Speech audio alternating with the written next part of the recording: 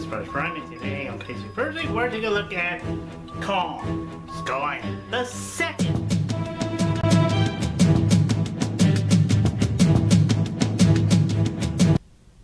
Entry in the MonsterVerse, and is technically the prequel. Yes, this takes place in the 70s. 1973 to be exact.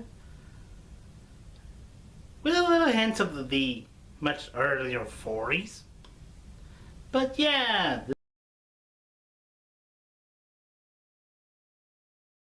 this movie begins with that somewhere in the 1940s, two pilots fought in a battle until a young Kong shows up. Fast forward into a nice intro scene of everything to the 1970s, where we meet John Goodman's Rana, who is basically the Denim in this movie, and his assistant Houston Brooks, played by Corey Hawkins, who is also our first Marvel Cinematic Universe actor. Yes. There's a lot of Marvel actors in this movie. But anyway, soon they will meet up with a senator to beg them to go to the mysterious Skull Island because of satellites popping up. So they decided to do that. So they need a helicopter escort led by Colonel Packer, played by Samuel L. Jackson. Yep, Nick Fury's in it. Or Mace Windu. But anyway, and they also need a tractor. They're played by James Cohen, played by Tom Hiddleston. Hey, Loki's in it! And they also need an anti-war photographer, named Mason Reader, played by Brie Larson. Hey, got the moles in it! This is way before people on the internet believe that the contest thing and their book thing and all that was really weird and things. How does people in the internet have a anger believes all this?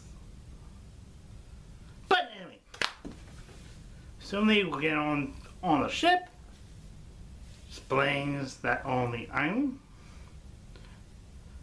By the way, both Conrad and Beaver both are Jack and Ann roles. But Packer is basically taking on strangely the role of that military guy from King Kai Lives, minus the gung-ho stature.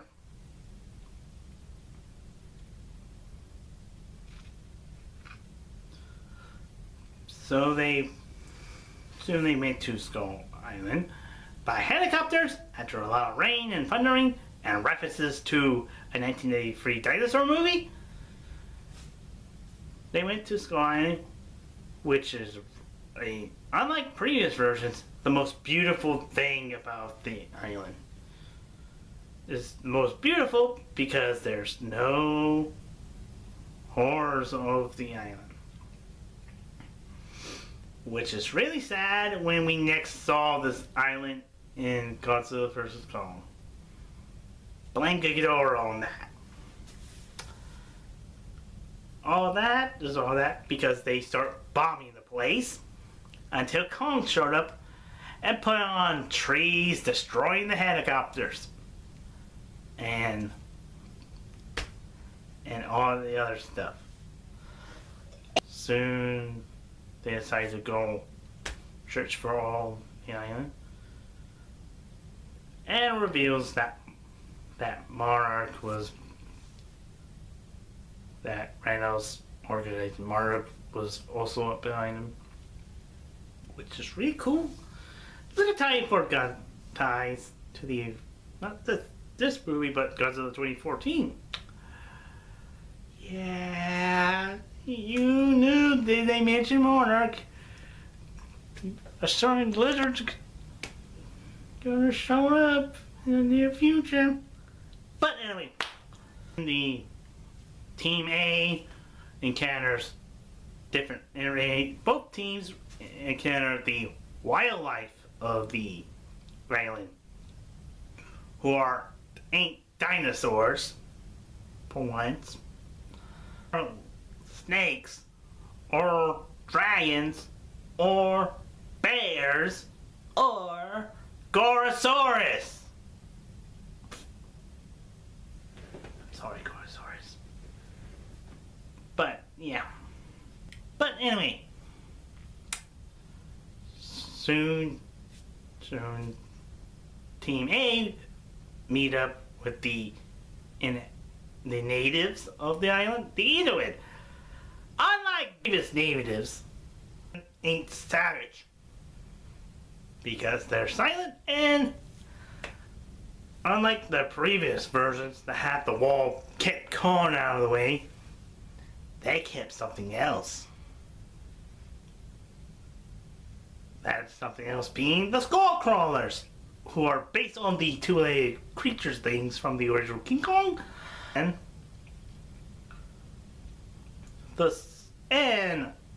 Machamp from Cubone from Pokemon. That's right.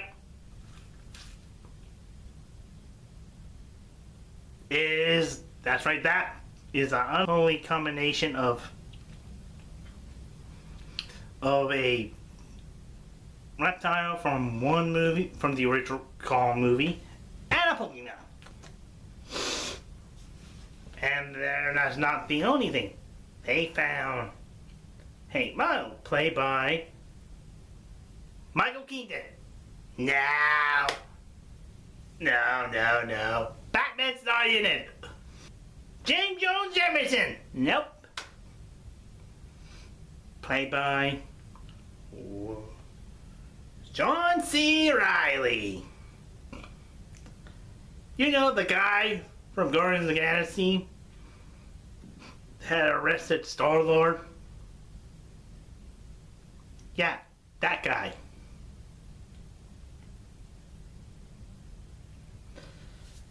As they explain what was in the island and all that, they found a way to get out of the island so they can get free. And soon they did manage to get out of the meet up with Team B. They encountered Skullcrawlers. Makes for you, Nick Fury revealed that he wants to kill Kong with napalm. So they say, okay. So they could stop him. So they found Kong and decided to fight. Soon after the fire and all that, after it hit with napalm, awakening the Skull Devil. Yes, that was his name. Just and soon Mace Review and Nick Fury Mace Fury dies.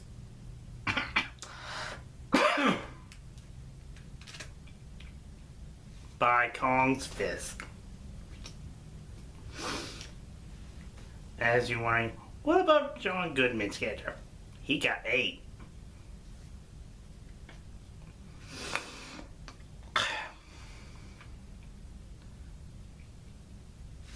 Hold on a second. Now, what's that? Where was I? Oh yeah. Soon Kong fights the Skull Devil in the daytime. As all you people who complain that the MonsterVerse movies always film at night. Sorry. And but anyway, soon soon after Kong defeats the Skull Devil, he lets our human characters go. Model returns to his family, and Loki and Captain Marvel were shown that Kong wasn't the only king around here. There was a big lizard named Gojira, and he brings some friends along in the next movie. So yeah, that's pretty much it for that is Kong Skull Island.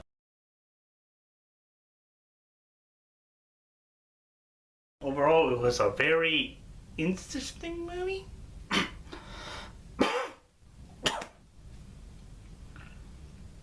Yes, very interesting movie. And with a lot of stuff.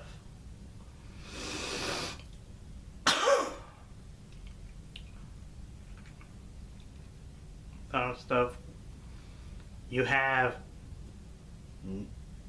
natives who are not savage. You got animals that are very different. I dare not mention that they even homage the octopus scene from King Kong vs. Godzilla. Granted, it was a minor squid, not a octopus, but still.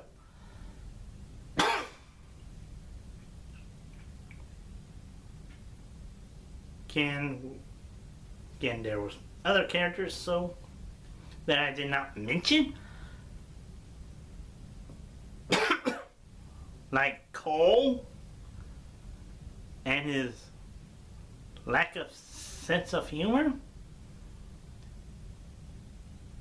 and Stippo,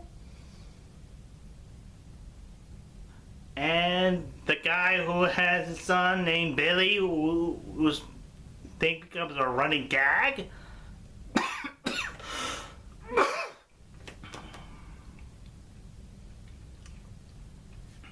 Yeah.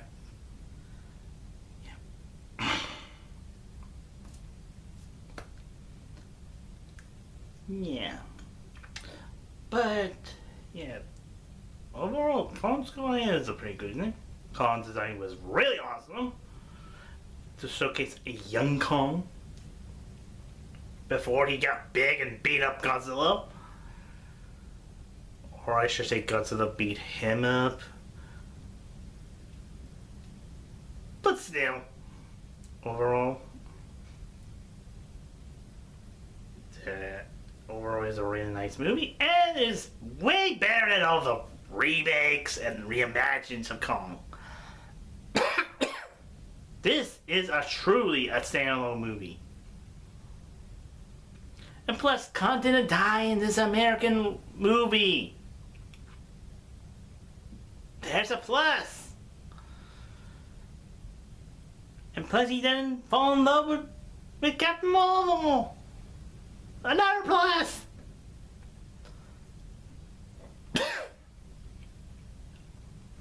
And plus, John Goodman's character isn't a greedy, a greedy person that wants to capture Kong and put him in a display. A good plus.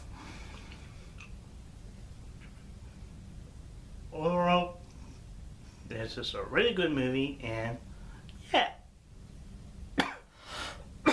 You see why this version of Kong fought Godzilla and his robot double.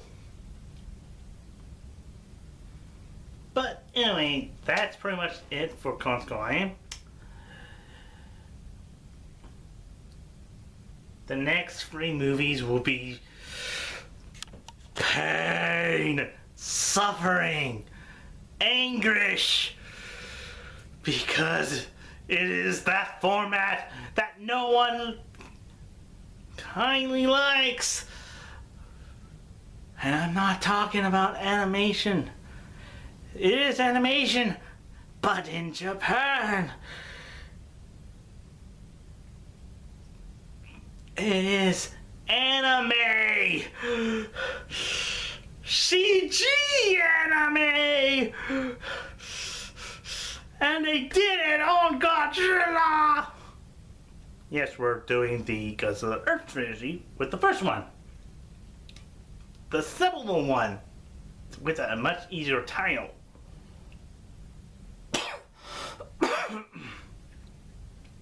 Planet of the Monsters. And we... Spider-Man 7 to 10. And now...